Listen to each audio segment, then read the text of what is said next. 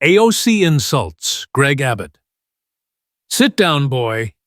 But his response shocks all of America. The CNN debate studio in Atlanta pulsed with an electric charge, the kind that made the air feel heavy and alive, as if the polished floors and sleek modern set were conductors for the tension about to unfold. Rows of blinding lights hung overhead, casting a stark glow on the two figures seated at the heart of the stage, each a study in contrasts, like duelists poised for the first move in a high-stakes battle. On one side was Alexandria Ocasio-Cortez, the Democratic Congresswoman from New York, known to the world as AOC. At 36, she was a force of nature, her dark hair pulled back in a sharp professional bun, her eyes gleaming with unyielding conviction, her signature red blazer, a bold slash of color, against the neutral backdrop. Her presence was magnetic, a social media titan whose every tweet could spark a movement or ignite a firestorm, drawing the gaze of every journalist, political insider, and citizen in the room, not to mention millions watching on screens across America. Opposite her sat Greg Abbott, the governor of Texas, a man whose calm demeanor and steely resolve had made him a towering figure in American politics. His gray suit was understated, his posture relaxed yet deliberate, his eyes carrying a quiet intensity that spoke of a leader who'd weathered countless storms. Abbott exuded the confidence of someone who knew his ground and wasn't about to yield it, his reputation built on championing Texas's economic might, particularly its oil and gas industry, which employed hundreds of thousands and powered the nation. The audience, a mix of reporters scribbling notes, operatives whispering strategies, and everyday Americans clutching programs, sat in hushed anticipation. Their murmurs fading as Anderson Cooper stepped to the podium, his silver hair catching the light, his voice steady but laced with the weight of the moment. This wasn't just another debate.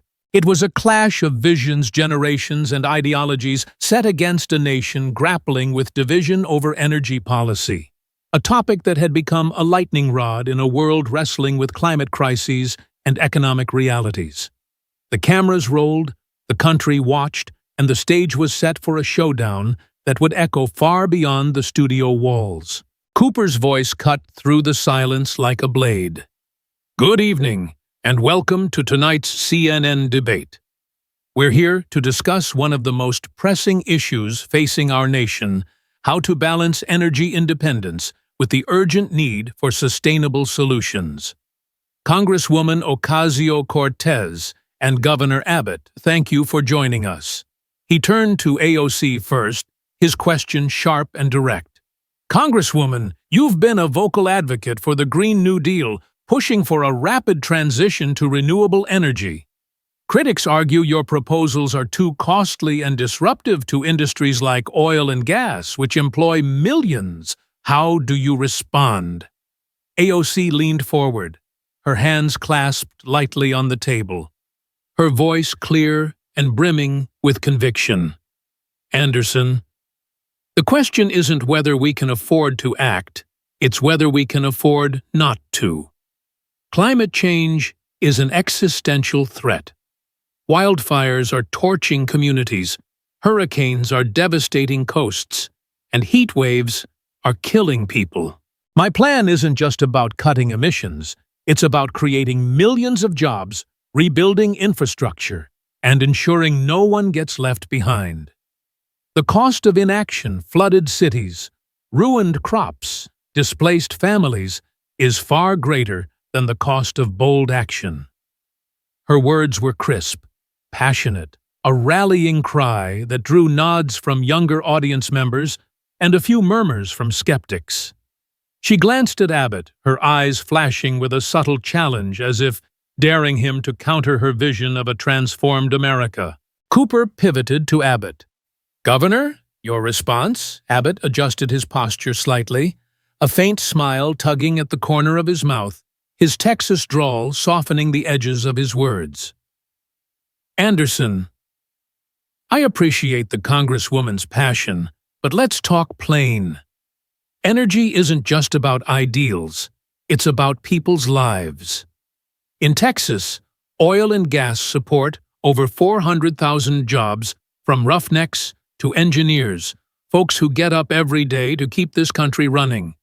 You can't just pull the plug on that without a plan that keeps those workers employed and their families fed. Renewables are part of the mix, no question, but we need a bridge to the future, not a wrecking ball. His tone was measured, almost conversational, but carried a weight that resonated with the audience, particularly those who saw him as a defender of economic stability. The room stirred, some clapping for his pragmatism, others waiting for AOC's rebuttal. She didn't disappoint, her voice rising slightly but controlled. Governor! With all due respect, that's the kind of thinking that's kept us tethered to fossil fuels for decades. We can't keep delaying while our planet suffers. The Green New Deal is a blueprint: solar, wind, geothermal, and yes, jobs for those workers through retraining and infrastructure investments. This isn't about leaving anyone behind. It's about bringing everyone forward. The audience clapped, the sound swelling from her supporters, though others remained reserved, sensing the growing tension. Abbott nodded slowly, as if weighing her words, then leaned into his microphone. Congresswoman, I've seen a lot of blueprints in my time. They look good on paper, but when you start building, you need a foundation that holds. In Texas, we've got families who depend on oil and gas to pay their bills, put their kids through school, and keep the lights on. You talk about retraining, but I've met workers in Midland who've spent 20 years on rigs. They don't want a government program. They want to know their way of life won't vanish overnight. His words struck a chord, earning applause from a portion of the audience who valued his grounded perspective. AOC's eyes narrowed, her smile tight but unwavering. Governor, it's not about programs. It's about opportunity. If we don't act now, those workers will face a future where their jobs disappear because the world has moved on. We're fighting for their kids, their grandkids, and every generation after. The exchange was sharp but civil, a classic clash of progressive ambition versus practical realism. For the first 15 minutes, the debate followed a predictable rhythm. AOC pushed for systemic change. Abbott countered with calls for moderation and stability. The audience leaned in, captivated by the contrast, her urgency against his restraint, her vision of transformation against his defense of the present. The air shifted when Cooper posed a new question, one that cut deeper than policy. Congresswoman Governor, critics argue energy debates often overlook the human cost, job losses in fossil fuel regions, or the impact of climate disasters on vulnerable communities. How do you ensure your policies reflect the real needs of Americans? Seized the moment, her voice rising with conviction. This is why we need a new approach. Climate change hits hardest at communities already struggling: low-income families, communities of color, rural towns. My plan prioritizes them with funding for clean energy projects in places like the Bronx, not just coastal elites. This is about justice, not just jobs. Her words drew cheers, particularly from younger audience members who saw her as a champion for equity. Abbott, however, tilted his head, his expression calm but probing. "Justice is a fine word, Congresswoman," he said, his voice steady but pointed. "But it doesn't pay the rent for a single mom in Houston worrying about her next paycheck. You can't fuel a truck with justice. We need solutions that work for folks who don't have the luxury of waiting for your vision to take shape." The crowd murmured, some nodding, others shifting uncomfortably. AOC's jaw tightened, her patience visibly thinning. "Governor, I'm talking about survival," she shot back. "The science is clear. We're running out of time. If we don't invest in clean energy now, we're failing that mom in Houston and her kids. This isn't about waiting. It's about acting. The audience erupted, but there was an undercurrent of tension, a sense that the debate was teetering on the edge of something bigger. Abbott's smile faded slightly, but he held his ground. I don't disagree that we need to act, Congresswoman, but action that disrupts lives in the name of progress isn't action, it's idealism. Folks in Texas don't need lectures on survival. They're living it every day. The crowd responded with a mix of claps and murmurs, the divide in the room palpable. Then came the moment that changed everything. AOC, perhaps sensing an opportunity to dominate, leaned forward, her eyes locked on Abbott. Governor, let's be real. Your approach is rooted in the past, defending industries that are fading while the world moves forward. Maybe it's time for some folks to step aside and let new leadership take the wheel. The audience gasped softly, sensing the shift from policy to personal. Abbott raised an eyebrow, his expression composed, but with a flicker of amusement. Before he could respond, AOC pressed further, her voice cutting through the studio like a whip. "Sit down, boy," she said, her tone dripping with condescension, a smirk playing at her lips. The words landed like a thunderbolt. The studio fell silent, the kind of silence that feels like the world holding its breath. Cooper froze his pen, hovering over his notes.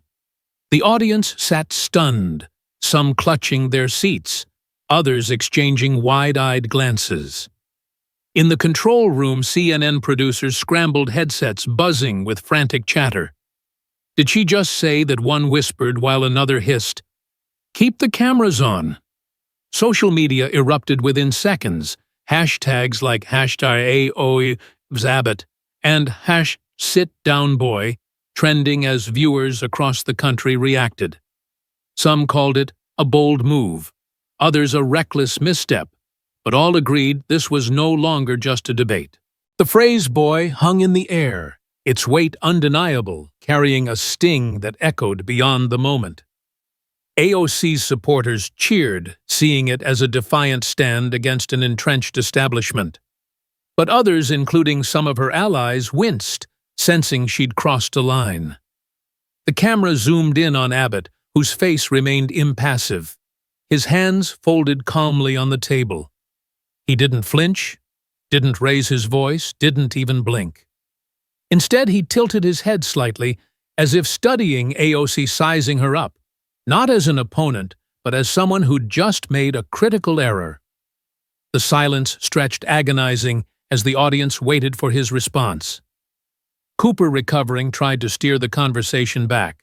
Governor, would you like to respond to the Congresswoman's point about leadership?" But Abbott didn't need prompting. He leaned into his microphone, his voice slow and deliberate, each word chosen with precision. "Congresswoman," he began his Texas drawl, warm but firm. "I've been called a lot of things in my time, but that's a new one." A ripple of nervous laughter broke the tension, but Abbott's eyes never left AOC's. "You want to talk leadership? Let's do it. But let's do it with facts, not insults. Leadership isn't about who's got the loudest voice or the most followers online. It's about listening to folks, real folks like the ones in Texas who keep this country's lights on and its economy moving."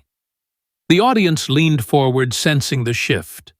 Abbott's calm was disarming his refusal to match AOC's fire, catching her off guard. AOC's smirk faltered just for a moment, as she realized she might have underestimated her opponent. The stage was set for a response that would not only define the night, but ripple across the nation as Abbott prepared to show America how a seasoned leader handles a challenge with grace and resolve. The CNN studio in Atlanta hummed with a restless energy, the echo of Alexandria Ocasio-Cortez's "Sit Down, Boy" still reverberating through the audience like a struck chord. The cameras captured every flicker of emotion. Anderson Cooper's strained neutrality, AOC's defiant posture, and Greg Abbott's unshakable calm. The Texas governor sat with his hands folded, his face a study in composure, but his eyes held a glint of resolve that hadn't been there before. The audience split between those cheering AOC's boldness and those unsettled by her jab leaned forward, sensing that Abbott was about to respond in a way that would shift the night's momentum. Social media was already ablaze with #SitDownBoy trending alongside clips of Abbott's initial retort. But the real battle was unfolding live under the relentless glare of the studio lights. Anderson Cooper, eager to steer the debate back to policy, cleared his throat and leaned into his microphone. "Governor Abbott, let's return to the topic of energy policy. You've emphasized the need for a practical transition to renewables. Can you outline what that looks like for states like Texas, heavily reliant on oil and gas?" It was a lifeline, a chance to move past the personal and back to substance. But Abbott wasn't ready to let the moment slip away entirely. He adjusted his glasses, his small smile sharpening, and began to speak his Texas drawl, wrapping each word in a deceptive warmth. "Anderson, I appreciate the question, and I'm happy to talk policy because that's what folks at home care about, how they're going to keep their lights on and their families fed." He paused, glancing at AOC, who sat with her arms crossed, her expression a mix of defiance and wariness. But before I dive into that, let me just say this. I've been in politics a long time, and I've learned that when someone starts throwing insults instead of ideas, it's usually because they're running low on the latter. The audience chuckled, a ripple of laughter breaking the tension.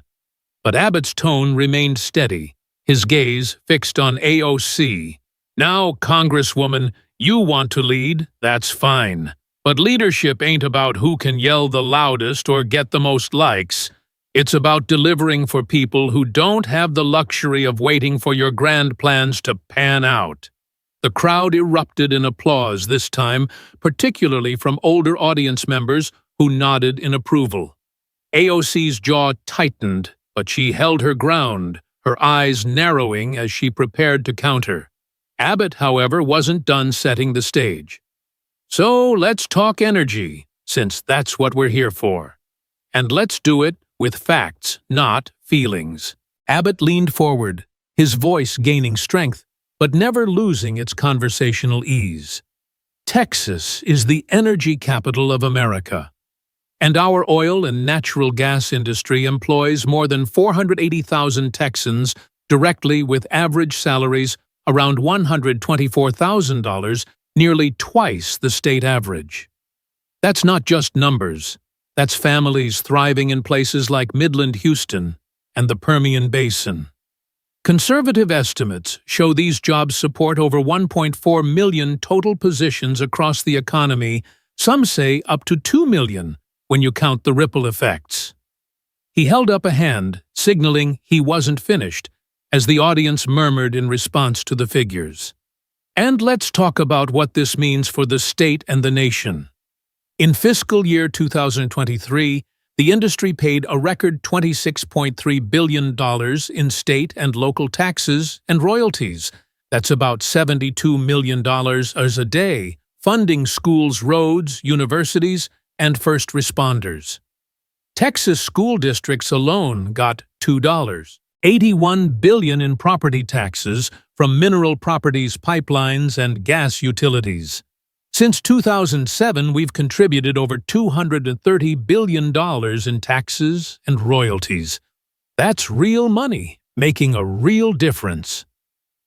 The crowd clapped again, the sound swelling as Abbott's words resonated with those skeptical of rapid change.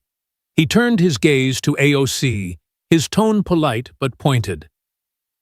"Now, Congresswoman, your Green New Deal sounds ambitious, but estimates from groups like the American Action Forum put the cost at between $52 trillion and $93 trillion over a decade. That's trillions with a T. I'm curious, Where's that money coming from? And how do you tell a refinery worker in Corpus Christi that his job's gone? But don't worry, he'll get retrained someday. The question hung in the air, sharp and unavoidable, drawing murmurs from the crowd. AOC shifted in her seat, her fingers tapping lightly on the table, a sign she was itching to respond. Her eyes flicked to Cooper, then back to Abbott, as if calculating her next move. But Abbott pressed on his voice, now carrying a quiet authority. Let me tell you about folks like Maria, a single mom in Odessa, who's worked in the oil fields for 15 years. She supports her 2 kids, pays her mortgage, and even helps her parents with medical bills, all thanks to that steady paycheck. Or take Javier, a pipeline technician in San Antonio, who's put his daughter through college on his earnings. These aren't CEOs. They're everyday Texans keeping the country running. Shutting down the industry overnight isn't a plan. It's a disruption that leaves families like theirs high and dry. The audience roared with applause, Abbott's personal stories grounding the debate in human terms, making the abstract policy feel immediate and real. Social media lit up further with users sharing clips of his anecdotes, hashtags like #TexasEnergy and Abbott Facts gaining traction. AOC leaned forward, her voice steady but laced with urgency, her earlier smirk replaced by a determined focus. Governor, I hear you talking about jobs, and I agree. People's livelihoods matter. But let's not pretend the status quo is sustainable. Oil and gas are driving climate disasters that cost billions every year. Hurricanes battering Texas coasts, floods in Houston, droughts hurting farmers. My plan isn't about destroying jobs, it's about creating them. The Green New Deal would fund retraining programs for fossil fuel workers, invest in clean energy infrastructure, and prioritize communities like those in Texas hit hardest by pollution and storms. Her words drew applause, particularly from younger audience members, but Abbott's earlier points about cost and feasibility lingered, tempering the enthusiasm. She pressed on, her voice rising. And that $93 trillion figure, that's a high-end estimate that includes broad social programs, not just energy. Independent studies suggest costs closer to $50 trillion, with long-term savings from avoiding climate catastrophes. We pay for it by taxing excessive wealth, closing corporate loopholes, and investing in our future. The crowd clapped, but the response was less fervent than before, as if Abbott's grounded approach had sown seeds of doubt. Abbott tilted his head, his smile returning small but knowing. Congresswoman, whether it's $50 trillion or $93 trillion, that's still a staggering number. And those studies you're citing also warn of disrupting millions of jobs before new ones appear. Folks in Texas don't have time to wait for a tax on billionaires to fund a job program that might work. They need certainty now. His words were simple but effective, resonating with the audience's practical concerns. AOC's eyes flashed, her patience thinning. Governor, certainty. The only certainty in your approach is more pollution, more disasters, and more excuses for inaction. The world is moving to clean energy.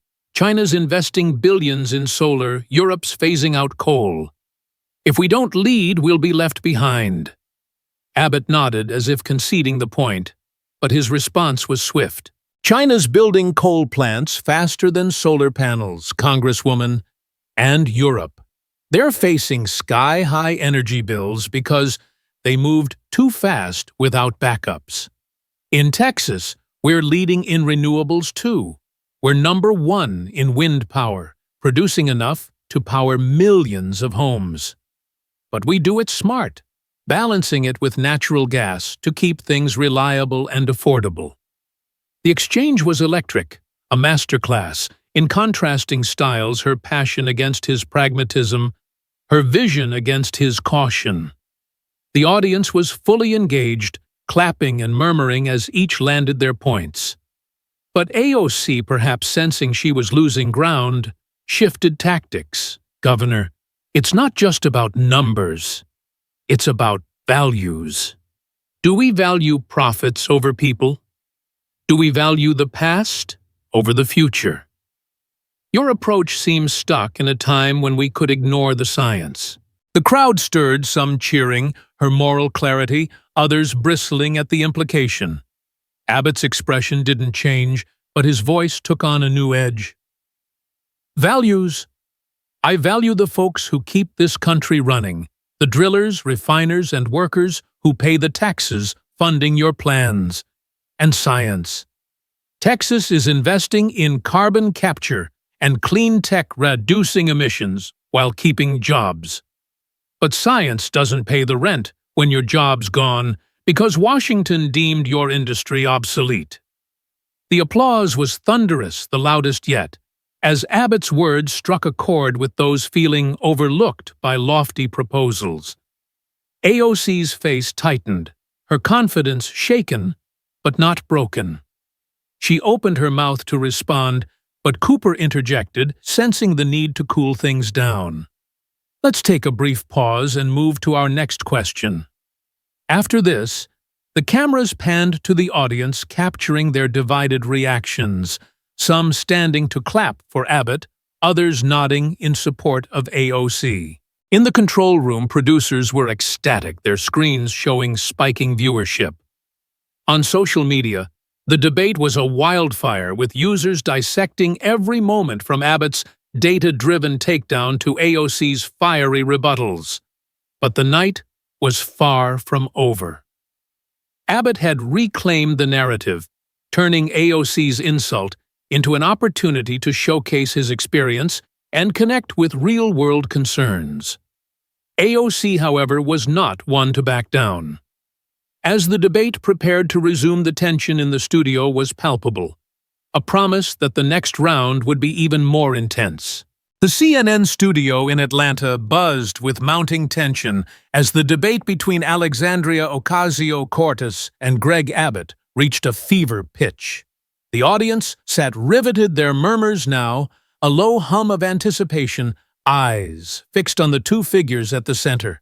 AOC, in her striking red blazer, leaned forward with determination etched on her face, but a flicker of frustration showed through as Abbott's earlier points lingered in the air. Opposite her, Abbott remained composed in his gray suit, his calm demeanor masking a sharp intellect that had already shifted the momentum in his favor. His data-driven arguments and personal stories had put AOC on the defensive, her sit-down boy quip now a lingering liability that social media was dissecting relentlessly. Hashtags like #AbbottStrikes.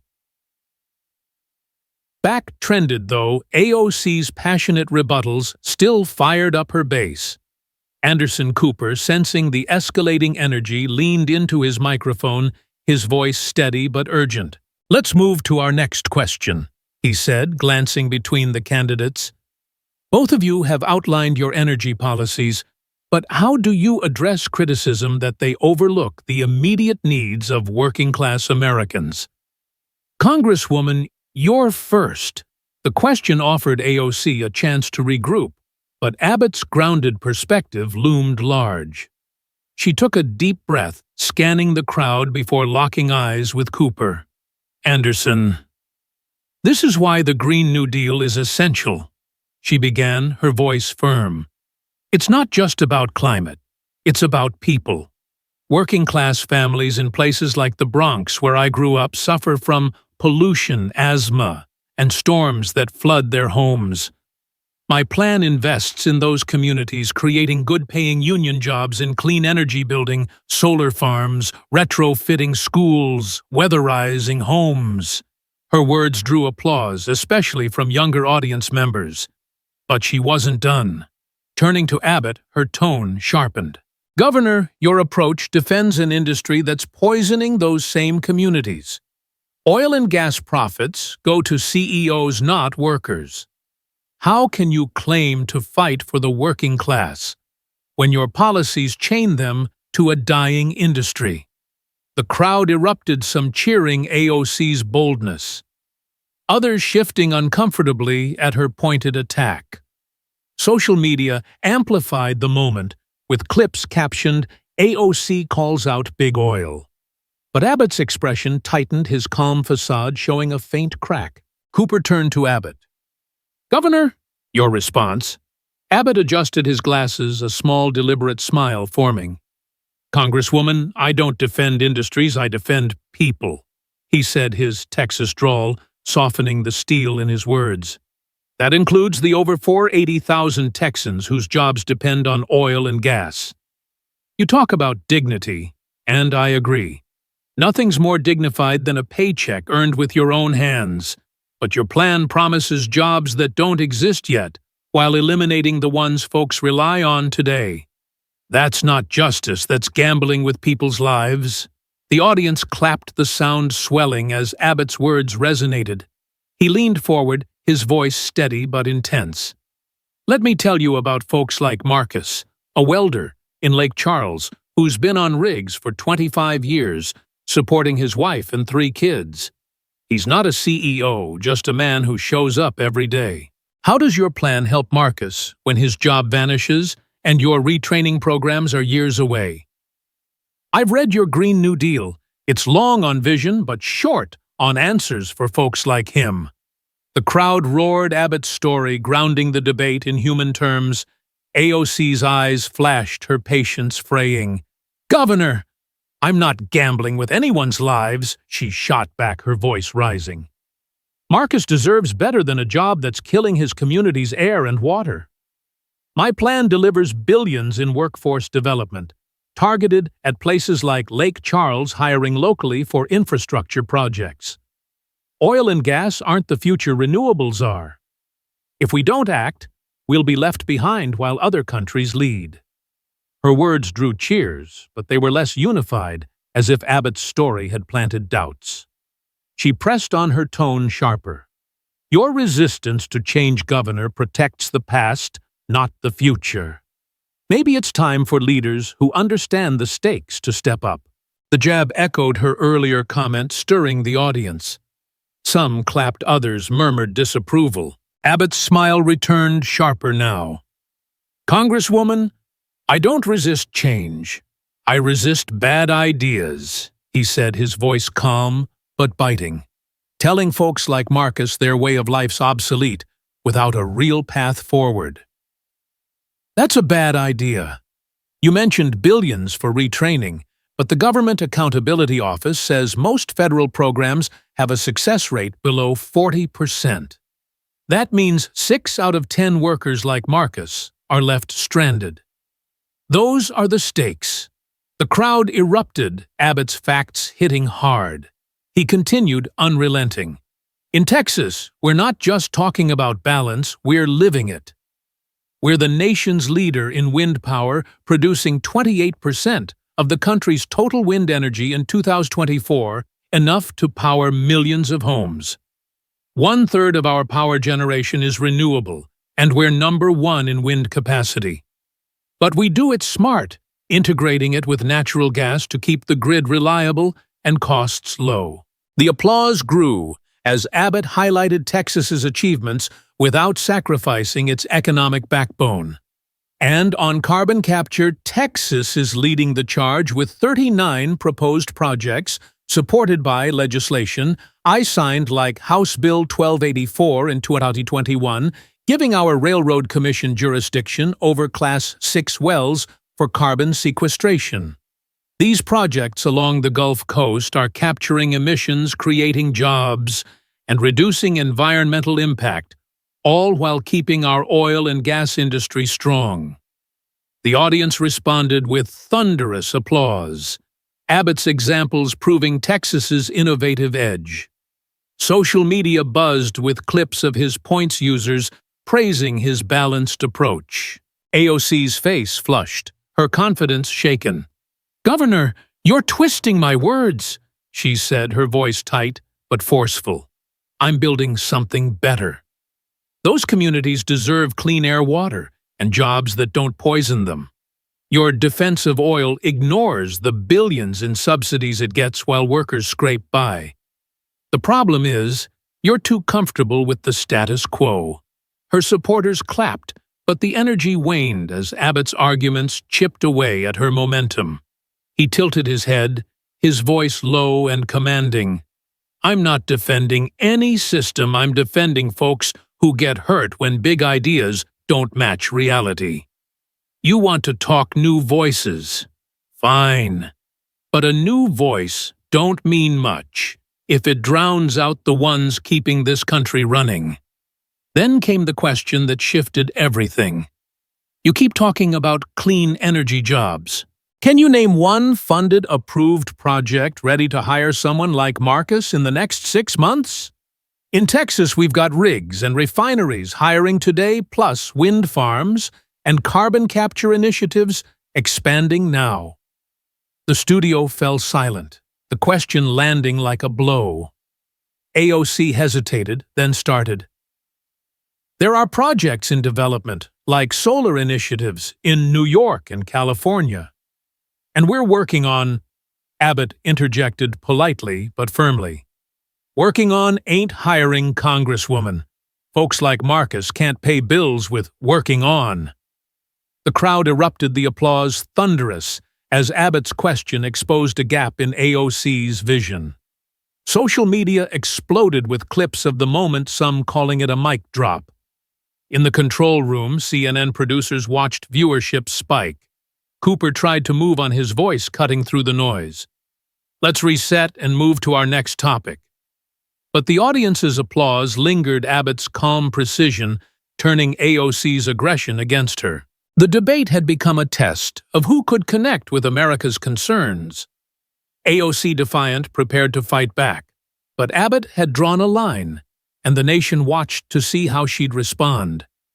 Abbott's emphasis on Texas's diverse economy, balancing renewables with fossil fuels to stabilize the nation, left him in a strong position, his emotional appeals to workers and communities underscoring his leadership.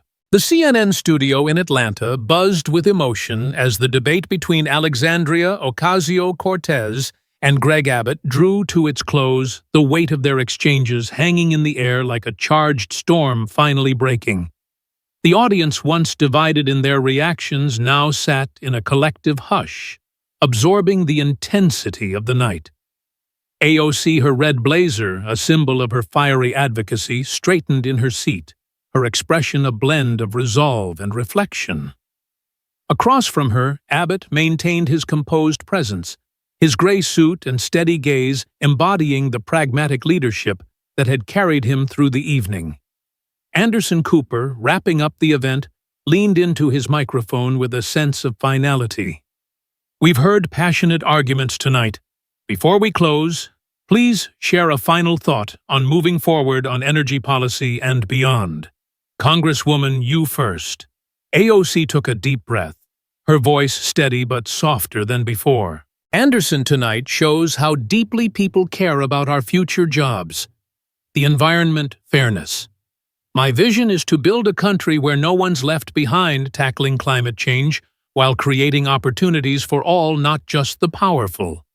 I hear the workers' concerns and commit to including them through training and investment. We can't let fear stop us from doing what's right." Her words drew applause, sincere but tempered by the night's back and forth, as the audience grappled with the practical points Abbott had raised. She glanced at Abbott, her look blending defiance and a hint of respect. Cooper turned to Abbott. "Governor, your thoughts."